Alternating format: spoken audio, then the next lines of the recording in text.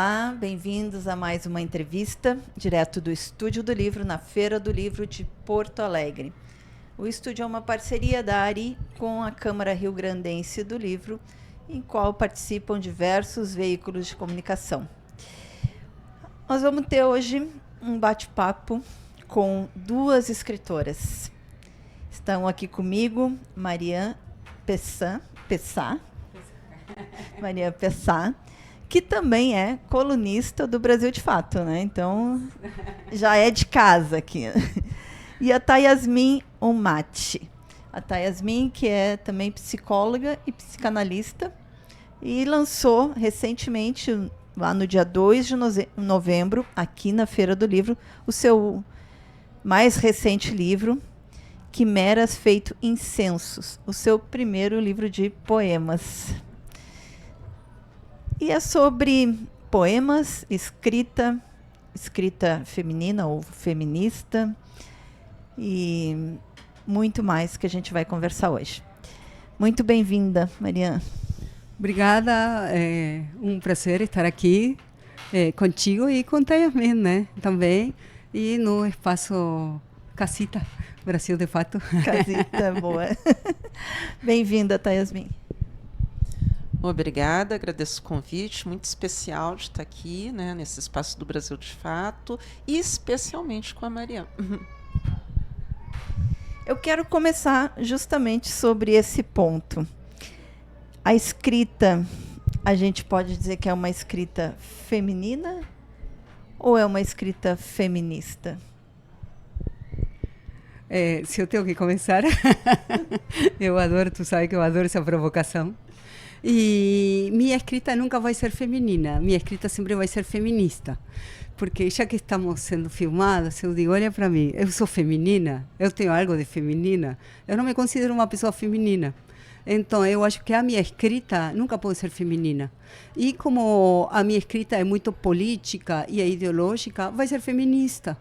Então, eu digo assim, nem todas as pessoas, digamos assim, construídas, mulheres, que a sociedade pretende que se tornem mulheres, vão ser femininas. Algumas escolherão e serão femininas.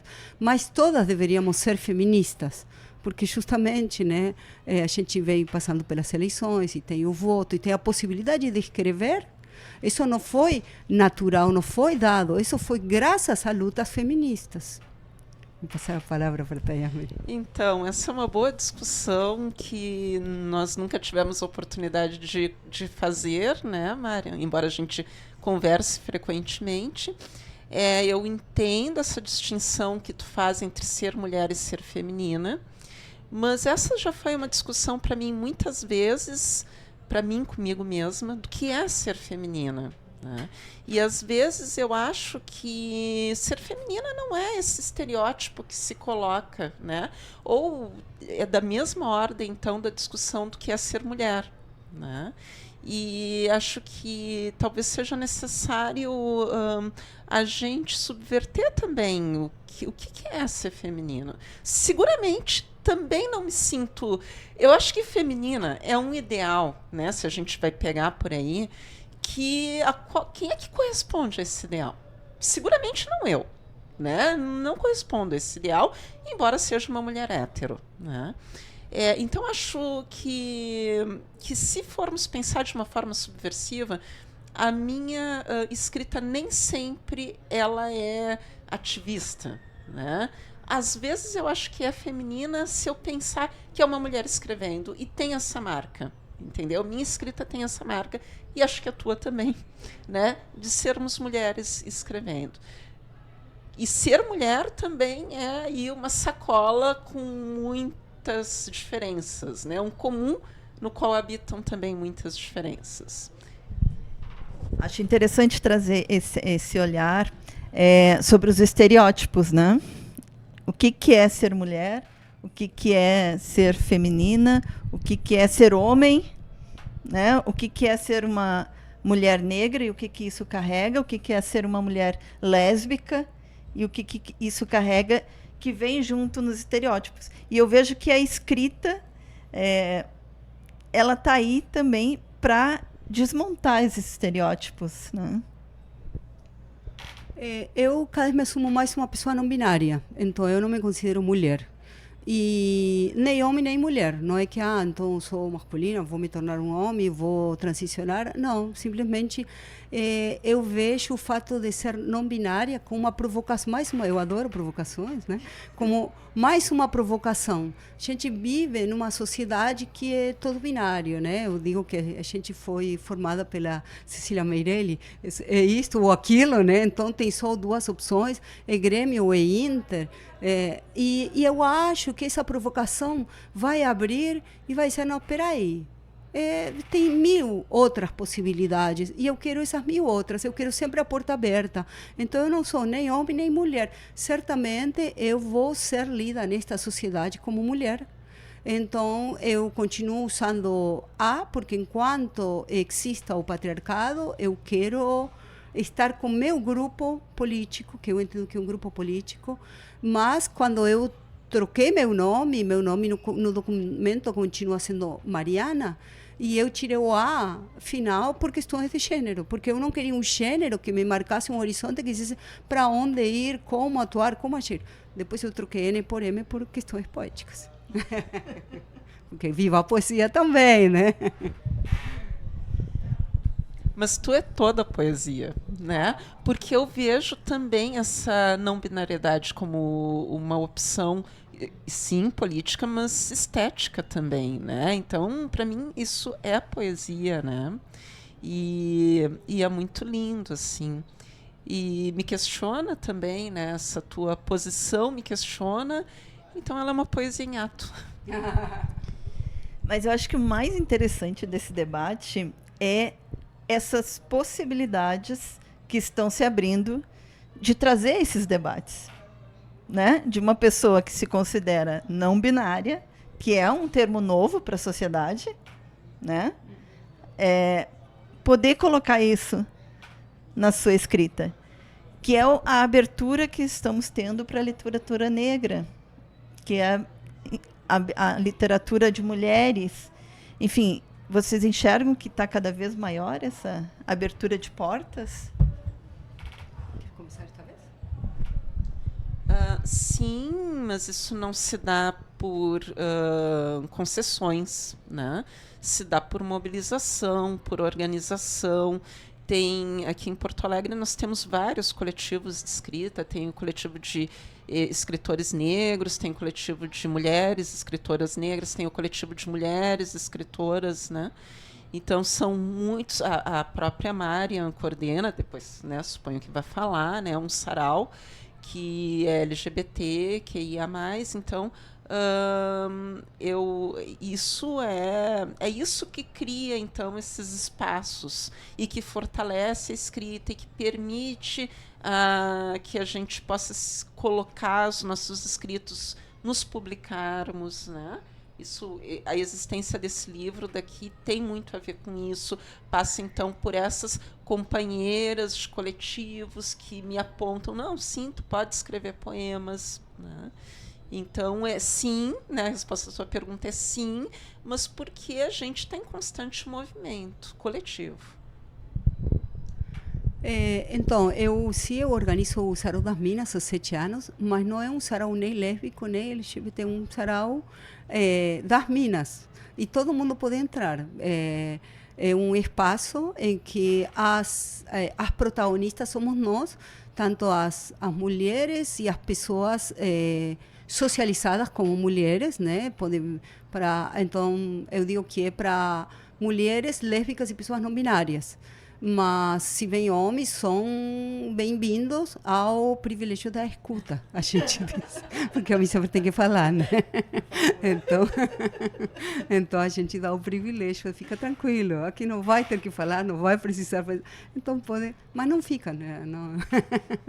Mas é isso. E depois, respeito à escrita, eu como lésbica, não como mulher, mas como lésbica, eu acho que isso politiza a escrita, dá um olhar, é como quando Yasmin, tu escreve, Yasmin tem 2 romances maravilhosos que ela não trouxe hoje, mas que justamente se posiciona diretamente como uma mulher negra, e eu acho que isso faz uma diferença enorme. E uma coisa que sim, a gente conversou num segundo, o da chance, que eu nunca lembro.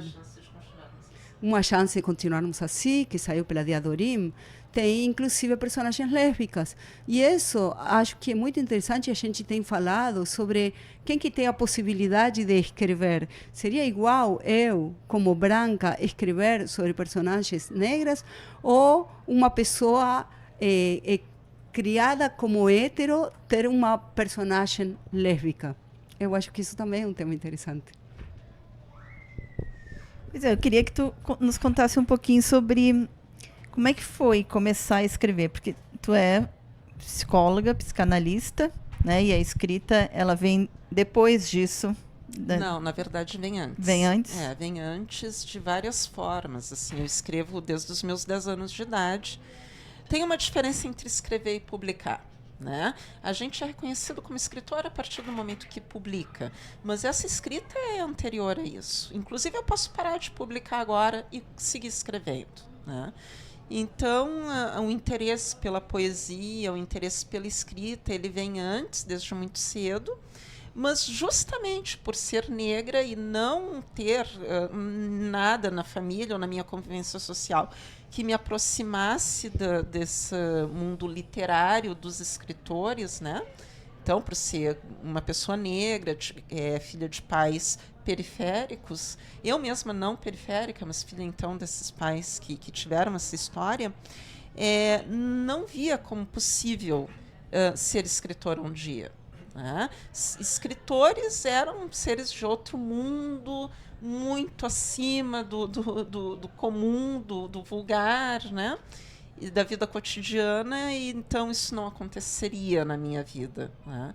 E só vai acontecer muito mais tarde. Eu já tinha em torno de quase 40 anos, quando começo a mostrar então os poemas em redes sociais, o que também é uma trajetória bastante comum na vida das mulheres, né?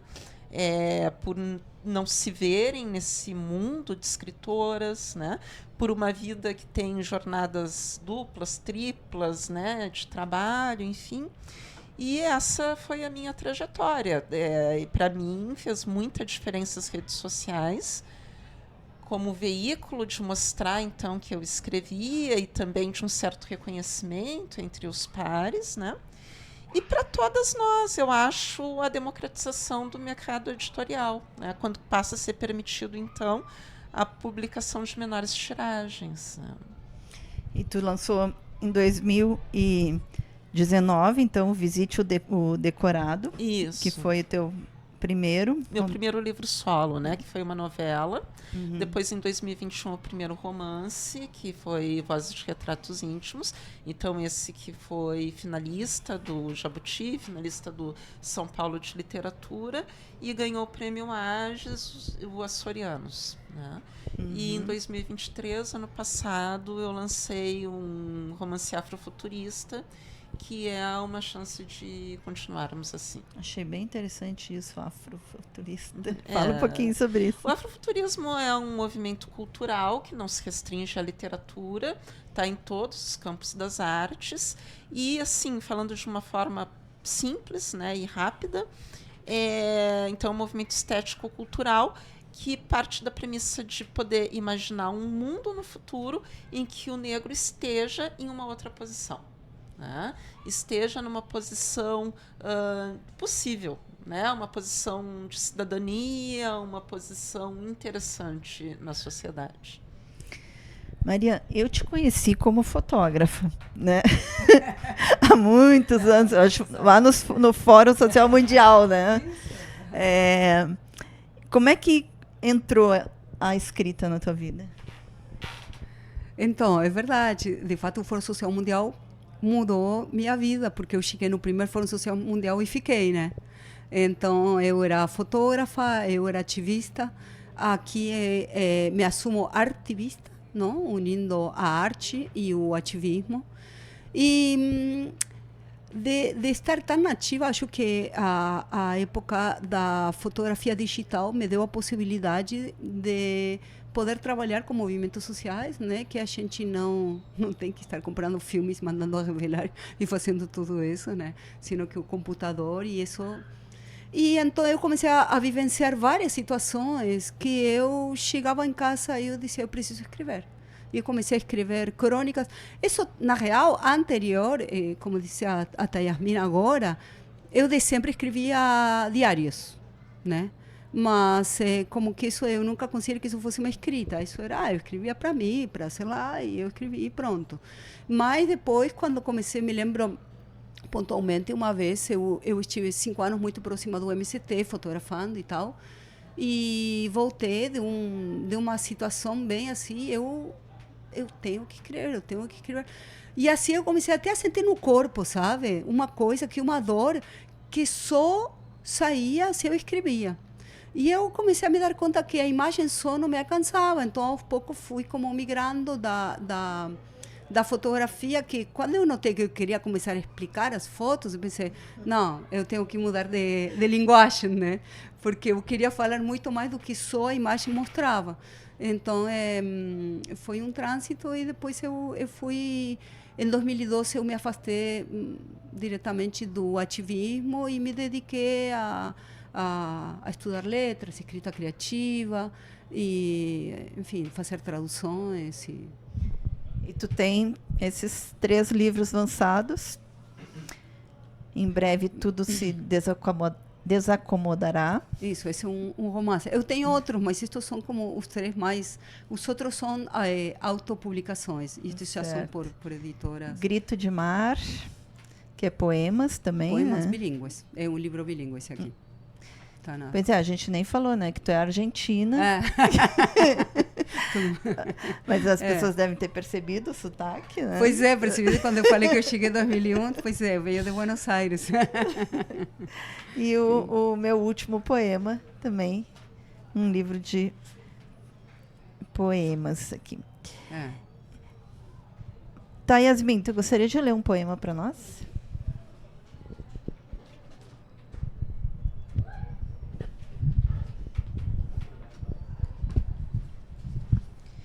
Vivo quase assim, sou o meio, nunca o fim, e se algo começou, não foi aqui. Tenho um amigo que se chama Gabriel. Certo dia me levou de um retiro. Certo dia me salvou de um retiro e me levou para o motel Botafogo. Que alívio. Não sei se me caso ou se belisco a bunda dos homens que passam. Tenho alguns pontos A a Z e nenhum cabaço, nem vergonhas, nem temores. Fofocas sutiãs e salto alto queimo com palitos de fósforo emprestados. Dizem que tenho um namorado, mas ainda gosto do Gabriel e do motel. Tenho pernas e umbigo, sabes o que há comigo? Se souberas, me conta ao ouvido, quero me perder em segredos. Néctar nebuloso mareja teus olhos castanhos. Sou náufraga em águas estranhas, mas repleta desse olhar. Figuras me cobram forma e fundo. Vá cobrar outro, peste. Não tenho medo de cobras. Tenho uma ferida que me fode e fode. Muito bom. Vou ler um poema do Grito de Mar, que tem a ver com o que a gente vem falando. Grau de parentesco? Perguntou a atendente. Amizade de primeiro grau. Sororidade na máxima potência. Levantou os olhos. Levantei os braços, em forma de pergunta. Voltou o questionário. Grau de parentesco, por favor? Amiga, em primeiro grau. Não pode entrar. Como assim? Só parentes. Mas a gente é muito próxima. Como contar uma vida numa linha? Preciso um descanso. Deixar a vida de lado para tornar-me poema. Primeiro foi a visibilidade lésbica. Explicar que não morava com uma amiga, mas com minha namorada. Depois foi a vida lésbica. Explicar que não namorávamos mais, mas continuamos amigas e morando juntas. Hoje digo que moro com uma amiga e as pessoas riem e acham que entendem. Depois chegou a minha namorada, a de hoje, e elas se deram bem. Não, não namoramos todas. Dar-se bem não implica sexualizar tudo. Hoje somos uma comunidade, uma núclea afetiva com pontes para lá e aqui, com patas e gatas que deixam pegadas em várias dimensões. Que ótimo. Tá, Yasmin, esses romances, principalmente o Vozes de Retratos Íntimos, tu traz muito da tua vida nele, né? Conta muito da tua história. Como é que foi escrever? Ele é a história ficcionalizada da minha família, né? Então é uma história que vai, digamos, mais ou menos um século, da metade do século XIX até a metade do século XX, né? Foi bem difícil, eu levei 5 anos para escrever ele, e porque eu tinha vários entraves, né? Um deles, inclusive, é que, por mais paradoxal que seja, embora eu tenha um corpo negro, foi muito difícil escrever sobre um corpo negro, encontrar as palavras, porque esse português, né, que compartilhamos é extremamente racista. E cada vez que eu ia descrever o corpo negro, era como se um racista estivesse do meu lado ditando texto, digamos assim, né? Então saía de uma forma muito violenta. E isso é porque, enfim, nós negros somos atravessados pelo racismo também, né? Claro que com efeitos diferentes dos brancos, né? E para superar este momento de dificuldade, porque vieram outros, eu fui para o Sarau Sopapo Poético, apostando justamente que os poetas saberiam, né, teriam a chave dessa escrita. E, de fato, foi o que me ajudou a superar essa dificuldade. A outra é como lidar com uma herança, porque essas histórias eram as histórias contadas pelos meus pais. E a sensação de estar traindo a memória deles bateu forte. Então, em algum momento, eu achei, mas não sou eu que tinha que estar escrevendo essa história, eram eles, né?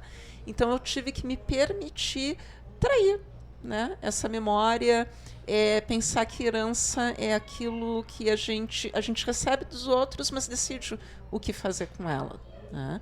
Então é minha, né? Essas memórias agora são minhas. E eles me contaram por algum motivo também. Vou supor que seja porque eles queriam que eu contasse, né? E aí eu contei, então me autorizei a contar do jeito que me pareceu melhor. E o terceiro ponto que eu acho que é interessante eu colocar é que o que nos torna escritores também, ou escritoras, é sermos leitoras. E num último momento de impasse, que o texto não estava funcionando e eu já não sabia mais o que fazer, eu li, não para resolver, mas acabou me ajudando, Conceição Evaristo, Ponciá Vicêncio. Né? E aí esse livro, que é um dos livros que eu mais gosto, da Conceição Evaristo, me fez virar uma chave, assim, eu pensei, eu já sei como resolver isso. Né? E é muito interessante porque a resolução que eu dei não é uma cópia de nada do Ponciá Vicêncio, mas mexeu com alguma coisa em mim, né? Que aí eu tive a ideia de colocar uma outra voz narrativa no texto, e quando eu terminei, eu não precisei perguntar para ninguém, eu sabia que eu tinha acabado de escrever ele. Né? Então, foi super difícil, mas muito gratificante também. Pela primeira vez, a gente está tendo uma curadoria da literatura negra na Feira do Livro, né? A curadora poeta também, Lilian Rocha. Como é que tu está vendo esse momento? É incrível, assim, mudou a cara da feira. Né? Mais pessoas negras circulando, mais pessoas... Porque, claro, a curadoria trouxe mais palestras, né, de pessoas negras, escritores negros, pessoas envolvidas com a cultura negra de um modo geral. Mas o efeito disso é também ter muitas pessoas negras circulando na feira. Né? Teve a sexta-feira foi a sexta-feira passada que teve o Preto Soul, né? que foi especialmente maravilhoso. Assim, o clima da feira, que já é um clima alegre, estava mais alegre ainda. Né? E cheio de escolas também, né? Porque era uma atividade voltada para a comunidade em geral, mas com agendamento das escolas. Então, é um reconhecimento. E juntar literatura, que já deve ser democrática, com a democracia, radicalmente. Né? Então, uma feira, como disse a Fátima Farias, que é uma escritora negra também, uma feira colorida, como tudo na sociedade brasileira deveria ser. Né? Então, vejo essa como uma radicalização da feira, uma radicalização que deveria habitar todos os nossos espaços públicos. Né? E não posso deixar de super parabenizar, né, em público, a Lilian Rocha, porque essa curadoria foi perfeita. Né? Foi perfeita, assim, a Lilian foi fantástica. Muito bom. Maria, tu estava me contando que tu vai ser curadora do Festipoa. Nos conta como é que vai ser isso. Pois é. Então, estamos primeiro abrindo um convite, que agora, dia 20 de novembro, até nem sei se eu contei para a Yasmin. Contei. Tá. Dia 20 de novembro vai ser como o anúncio público, né? No 512, a partir das 20 horas. Então, Luna Vitrolira, que é uma poeta negra pernambucana, que vem todos os anos à Festipoa Literária, e eu estamos de curadoras. E o Fernando Ramos, que é o grande organizador, sonhador, que começou com a feira, né, que nos chamou. E este ano vai ter um homenageado, que é o Jefferson Tenório, uma mulher achada, que é a Valéria Barcelos, que é uma multiartista trans, e vai estar o Faleiro como anfitrião.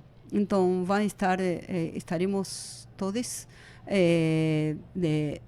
A Luna não vai poder vir, né, porque está em Pernambuco e porque viaja muito, enfim, acho que viria, mas não vai. Mas uma das coisas que já vou contando, acho que já dá para ir contando, a Festipoa tem um histórico que se importa muito com as mulheres negras, né, com as escritoras negras, e que isso acho que sempre foi muito interessante. E, como eu digo, eu sempre me senti muito representada. Não precisei ver mais uma vez escritoras brancas, porque eu acho que sem as escritoras negras a literatura nunca estava completa. Então foi. E agora a gente quer ampliar a autorias indígenas. E acho que isso está faltando muito. E também a dissidências sexuais.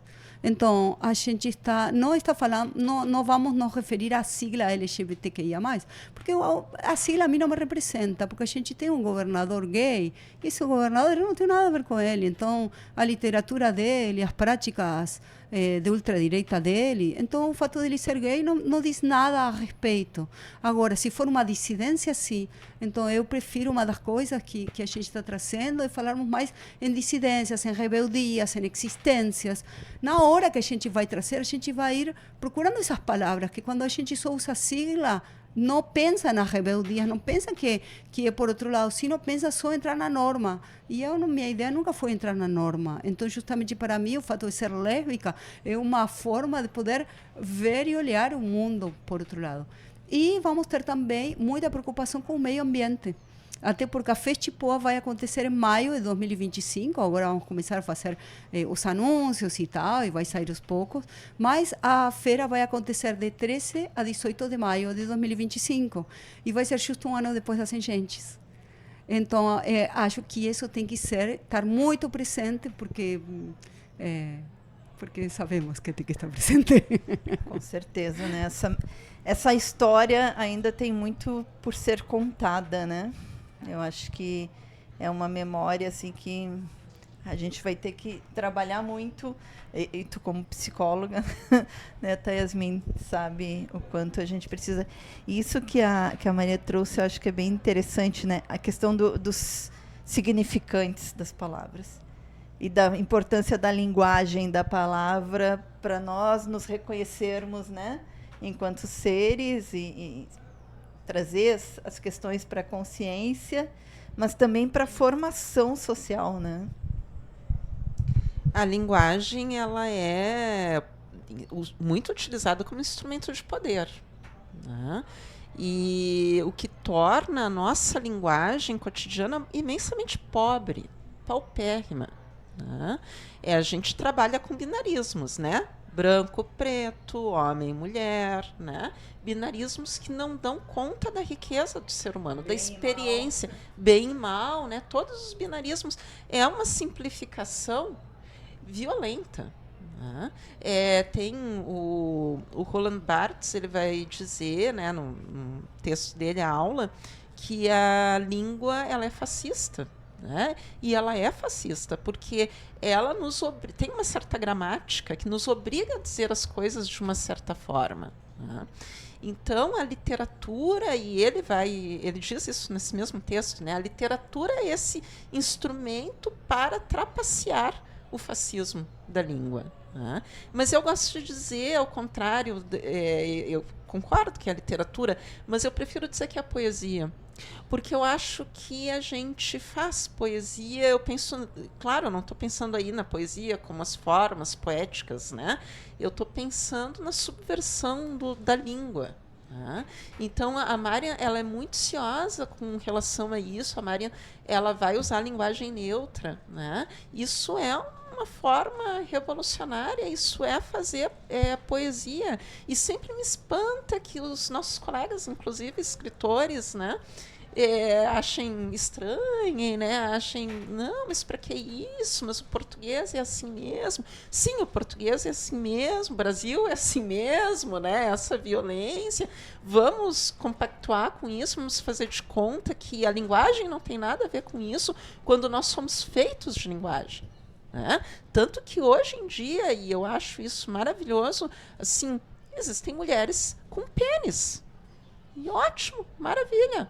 Homens com vagina. Né? Isso é linguagem. Né? Isso é linguagem. São, né? Bom, a gente pode então dizer assim, mas são homens diferentes. Que bom, né? Que bom, a gente não quer mais homens iguais, né? A gente quer realmente uma outra forma de masculino, né? De feminino, né? Ou outras formas ainda, que aí me faltam palavras, né? Mas que a Marian está trazendo como não binariedade, né? E falando nisso, também ontem a gente estava conversando sobre teu livro. E justamente que tem pessoas que notavam um certo desconforto, né? E justo essas pessoas são brancas. Então, justamente falávamos sobre isso, não? Que perguntavam, mas não vai ter um glossário, uma explicação? E justamente conversávamos que, não, como é uma pessoa branca se sentir de fora? Não, aqui a literatura negra é escrita, não é só dizer um corpo negro, não é só relatar, é também falar com a língua, falar com as palavras. Então, que palavras eu vou escolher para mostrar isso que eu estou dizendo? Não é só falar, porque a gente pode esquecer, porque eu li uma hora, a pele é negra e pronto, e esqueci. Agora, se eu vou trazer determinadas palavras, aí eu vou estar insistindo, e eu acho isso muito interessante. E desde aí eu discuto sempre com Barthes, e eu me pergunto, mas será que a língua é fascista? Eu tenho essa pergunta, porque eu digo, a língua pode chegar a me obrigar a determinadas coisas, mas eu posso escolher. Por isso, por exemplo, agora, como eu digo, eu opto por não usar a sigla LGBTQIAPN+, e tal, porque não me representa, não é isso que vai me representar. Então, se a gente fala em dissidências, entra todo mundo. E vai me representar mais, porque isso vai trazer junto a rebeldia e vai trazer junto a visão de um outro mundo. Agora, eu nunca quis me integrar, e eu imagino que tu também não. Então, não é, agora as pessoas negras serem tratadas como iguais. Não. Como assim? Vamos ampliar. Agora as pessoas indígenas são tratadas como igual. Até eu ouvi, né? Algumas pessoas que dizem como normais, né? Que é um horror. As lésbicas como normais também, né? Todo mundo. E, igual, se tu vai pensar o que seria normal, ser parte da norma. E então eu brinco com isso, eu digo, não, eu sou anormal, porque eu não faço parte da norma, nem quero ser, né? Não, também não, né? Porque fazer parte da norma é compactuar com esse mundo extremamente violento, né? Não é isso que eu quero a implosão desse mundo, né? Tu falou do fascismo e tal. Sim, porque tu aponta para que tem um sujeito por trás da língua, né? Tem um sujeito que opera a língua, né? E para mim é isso que torna possível fazer poesia, né? Torna possível mudar a língua, né? Quando eu, por exemplo, escrevi o Grito de Mar são poemas bilíngues, né? Então, eu escrevi os poemas, eu fiz a tradução, então eu falei, bom, eu sou a autora, eu sou a tradutora, o livro é meu, eu faço o que eu quero. Então, tinha horas que eu me perguntava como eu vou traduzir. E eu cheguei a criar palavras, porque eu dizia, não, aqui essa palavra não existe, e eu quero uma certa musicalidade. E eu criei a palavra. Então, claro, depois quando eu fui ver com a revisora, eu dizia, tá, mas essa palavra, eu procurei aqui, ela não, eu posso criar. Qual o problema? E eu acho que isso e isso levado a outras instâncias, é assim que a gente não tem essa palavra e eu quero dizer tal coisa. Vamos criar, vamos trazer de outras línguas. Tipo, não estar usando bike em lugar de bicicleta. Não é isso ao que me refiro, né? Quero encurtar, usa bici, não? A gente tem. Não precisamos falar em delivery, não é a isso que eu me refiro. Mas algumas palavras de outras línguas, por exemplo... como na literatura negra acontece, ou por exemplo também, né, quando a gente se fala sapatão. Eu me lembro muitos anos atrás, eu estava num encontro e aí então uma mulher super assim ativista, conhecida e tal, me diz, eu não uso a palavra lésbica, porque lésbica vem de Lesbos, vem de Safo, né? Vem da Grécia, porque que eu tenho a ver com a Grécia? Nós temos nossas próprias palavras, e por isso que eu reivindico muito a me chamar sapatão, o ser sapatão, pois sapatão é mais da periferia, é mais daqui, e também como a gente é ouvida, como a gente é chamada e como a gente quer reivindicar, né? Então, eu acho que também é muito importante falar das palavras. Então, será que eu deveria de usar tal palavra ou tal, ou vamos nos apropriar? E eu acho isso um tema super interessante, né? Nossa, esse é um tema que dá outra entrevista, né? Porque tu vai entrando nessa questão e vai... eu adoro também. Então, é melhor até ficar mais quietinha aqui. Mas eu lembro, por exemplo, lá na década de 90, quando começou a entrar o neoliberalismo aqui, que eles começaram com a palavra flexibilizar. E que nós, na esquerda, começamos a usar também a palavra, assumir, entende? Tipo, vamos flexibilizar as leis trabalhistas, vamos flexibilizar o Estado. E como isso tomou conta, né? Tipo, como a gente... a sociedade como um todo internalizou isso e olha o que a gente está vivendo hoje, né? Então, realmente as palavras a gente tem que ter muito cuidado com elas, né? Sim. Sim, a disputa de poder se dá pela linguagem, né? Muito pela linguagem. Né? E isso o fascismo tem... E agora não estou falando do fascismo de Barthes, eu estou falando do fascismo que estamos enfrentando aí. Né? Eles têm disputado, têm pegado palavras que são próprias da esquerda e distorcido, né? Tem sido uma ocupação que eles têm feito muito perversa da linguagem, né? Especialmente da linguagem política cara à esquerda. Né? Então, cansa. Não, é que eu fico pensando nessas coisas. Vamos fazer poesia, né? Enfim. É isso, mas a poesia é revolucionária, né? Se a gente consegue ter poesia na nossa vida, no nosso dia, apesar deles, a gente... Posso só complementar? É que eu comecei a falar desse povo, até me deu um cansaço. Mas, assim, a literatura negra, né? A literatura dos indígenas, né? Que também eu, infelizmente, conheço super pouco, tenho que ir atrás disso, mas existe e é pungente também. Né? A literatura, então, das dissidências, né, de gênero, né, sexuais também, elas disputam o imaginário social. Né? É isso que está em disputa neste momento. Né? Bom, né, aí saindo um pouco da literatura, mas agora, né, no cinema, esse filme que está aí, que é o Ainda Estou Aqui, né? E aí se estabelece isso. Bom, eles se organizam para fazer, para boicotar o filme, que não vai dar certo. Também se boicotarem livros também não vai dar certo, porque esse povo não lê mesmo, né? Mas não à toa eles boicotam, né? É porque de fato isso tem o poder de incidir sobre o imaginário social. Isso incide sobre o imaginário social. Mas eu lembrei, falando nisso, até de algo que eu queria ter dito antes e não falei, porque, assim, personagens gays, personagens negros sempre existiram. Tá? Sempre existiram na literatura e nas novelas da Globo, enfim, né? Sempre habitaram os imaginários. Mas eram escritos por quem e como? Então, assim, era para reforçar aqueles lugares estereotipados.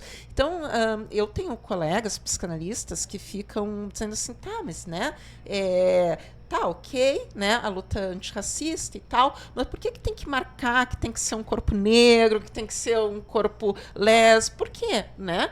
Porque a gente vai escrever a partir de uma posição diferente na malha discursiva. Então, porque o nosso corpo é justamente... Também tem uma coisa muito branca e ocidental, essa história de que o corpo não precisa, né? Bastam as boas ideias. Não, gente. A tradição negra, a tradição indígena vai dizer, sim, o corpo existe, ele precisamos dele, ele está aí e ele faz diferença. Né? E faz diferença, vai fazer diferença na forma como a gente escreve também. Gente, que bacana, né? Que bacana a gente ter esse espaço para poder falar essas coisas, né? E influenciar aí de alguma forma nesse imaginário, né? Nessa construção de outro mundo possível, né, Maria? Que foi o que te trouxe para o Brasil. Quero agradecer muito a participação de vocês, a Marian, né? Leiam os livros, participem do Sarau das Minas. Posso deixar o convite? Pode, com Agora, certeza. sexta-feira, 15 de novembro, que é feriado, então todo mundo vai poder ir. Às 17h30, temos Sarau das Minas aqui na Feira do Livro. Vai ser na CE, aqui na Força e Luz. Isso, obrigada. Força e Luz, segundo andar. São só 75 minutos, então tentem chegar cedo. Eu estou como organizadora e convidei 7 escritoras, uma das quais é a Yasmin, que vai estar vindo. É todo rápido, mas vai ser muito legal. Então, por favor, venham. E obrigada por esse convite, por estarmos aqui. Obrigada a ti por ter vindo. Tá, Yasmin, muito obrigada pela tua presença e... enfim, pelos teus livros, pela tua escrita. Obrigada, Kátia. Obrigada, Marian. Sempre bom estar nesse tipo de espaço. Com a Marian, melhor ainda, né? Então, deixo aqui o convite para conhecer, né, os meus poemas. E reforço o convite da Marian. Sexta-feira estarei lá no Sarau das Minas. E para quem quiser, vamos estar com nossos livros à venda. Então, podem... que não se encontram na feira. Então já é a oportunidade aí para adquirir os livros. Obrigada a você e até a próxima.